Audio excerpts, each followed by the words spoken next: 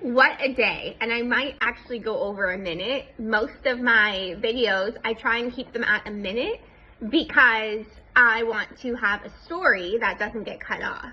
So you'll notice that a lot of my videos are kind of pieced together where it's all the same topic but in minute increments, and that's why. I hope it helps you to get your voice as well. So today my kids are home. It's Martin Luther King Day, and it's also the inauguration. And I did a quick log on to Facebook and saw some of the people who I do care about saying that they were scared with the new president. And I just wanted to mention that I really think he's a changed guy. When you're the victim of attempted murder, I'm pretty sure it changes you. I know this from experience as well. And I just wanted to extend my heart and give a hope of unity and gratitude for all of us Americans. I grew up as a Democrat because I'm from Tiburon, which is a very small town right across the Golden Gate Bridge in San Francisco. And it kind of felt like if you weren't a Democrat, you would be shunned. That's a lot of how San Francisco politics has been during my upbringing. And there's definitely exceptions. And to be honest with you, one of the exceptions is being a Jewish woman. The Jews don't have the same kind of equality anywhere that other people do in the Democratic Party. And that's not political. That's just like, you know, even last year the Jews had to meet in hiding at the Democratic rally because people, you know, wanted to kill us. And so I just think that if we're going to make some real progress on equality and D&I, everyone's all scared of D&I going away, I want to be more inclusive so that my kids can feel included as well. I want to talk to you about my nonprofit, Imagine Equality, which I actually started back in 2022 when I was pregnant with my son. My husband's Latino, and I really thought that my son was going to come out looking more Latino. My daughter looks more Latino, and I just thought that my son would. And so I expected Imagine Equality to take the form of a lot of talking about, you know, brown issues and maybe black issues. And of course, Jewish issues as well, because those who know me know how much I fight for Jewish issues. But it's really for my kids. And then everything changed on October 7th when the Jews were attacked, and I actually had to leave where I was working as a realtor because I just didn't feel like it would be conducive to me being a Jewish person. And it's okay. There's no hard feelings. Everything happens for a reason. Maybe I was wrong, maybe I was right. I've been investigated so many times for being a Jew and for being a trailblazer in my industry.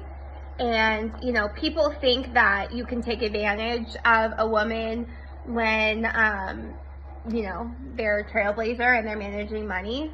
I've helped clients make many millions and millions upon millions. And people want my knowledge, but they, you know, sometimes they don't want to pay me, or they see me as a threat to their competition, people who I thought were my friends. And so one of the things that has happened from, you know, 7 years ago or whatever, when I had the wrongful termination and went through all this scrutiny, was I had to have my privacy invaded, right? Because that's what happens in these situations. And so when that happened, I stopped being as private, because if someone else is going to profit off of me, well, it might as well be me. But when all this stuff happened recently again, when I started my real estate brokerage and again became a huge threat to the establishment, I had to come out and be a little bit less private again. So I'm going to have to share with you more about who I am, because the world, they don't expect a woman to have a 2-year-old and a 5-year-old and then be able to accomplish what I've accomplished. They're like sometimes convinced that, you know, you must have done it by unethical means. And like, I'm not a billionaire. And so like, I don't even know what standards are measuring things by, because women like me, there's many of us that are more than capable of doing quite a lot more than, you know, what I have. I want to acknowledge all the success I've had, but like, if you're not being abused, then you can accomplish a lot. If you've got the right power team behind you, you can accomplish a lot. And so I'm out here just sharing my story so I can help see more power women.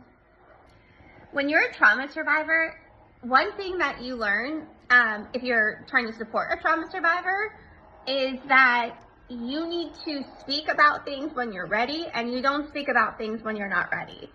And so as a trauma survivor, it's about giving us control back, right? So if I want to talk about something, I'm going to talk about it. If I don't want to talk about it, I'm not going to talk about it. Nobody wants to feel pain, and everybody wants to be able to have their side of the story and like their reality come out the right way to be understood. So when you're a trauma survivor, you need to be able to talk about things when you're ready to talk about them. That is why I just digressed. I do want to talk about imagined equality, because imagined equality has taken shape in a way like most businesses do. You know, sometimes what you start out with is not what it ends up being. And imagined equality has taken shape really as a focus on Jewish issues. I want to thank our President-elect Donald Trump for actually giving me the advocacy to focus on Jewish issues in my nonprofit, and feel that I'll be able to do that without the significant retaliation that I faced in the past 4 years under the Biden-Kamala Harris administration. Especially painful for me as a woman from her basically hometown as well, with a lot of people that know both of us. And so it's super painful, and I'm just in a state of gratitude right now that the President, Donald Trump, is making an environment where reinforcements are on the way, where we can start to really educate the uneducated Jewish community of ancestry, Jewish-based ancestors. And also, I'm always going to be committed to helping everybody with leadership development, especially women and girls. I'll never forget, right after I had the wrongful termination, I thought I was going to be going on stage at Northwestern Mutual as the top financial advisor for advisors under 5 years with the firm. And as a woman, that was a huge landmark, breaking of the glass ceiling to do this at Northwestern Mutual San Francisco. And instead, that meeting was a wrongful termination. You didn't do anything wrong, but, you know, we're parting ways, and it's just the time to part ways. And I'm like, maybe it's because of City Builder, because of how successful City Builder had gotten, being worth so many millions of dollars, and my fundamental role in it. So I thought, okay, well, maybe it's that.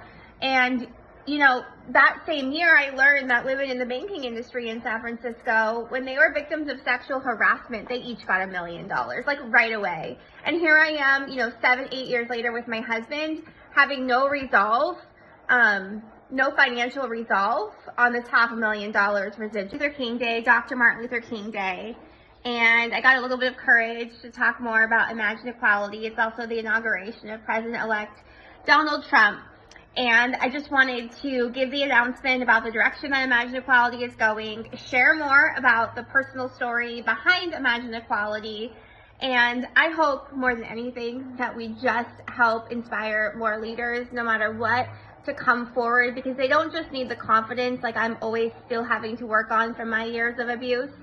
They also need the efficacy, that belief that there's a woman or a man or a Jew or whoever, skin tone, whatever, that looks like them, so that they actually see themselves in that position.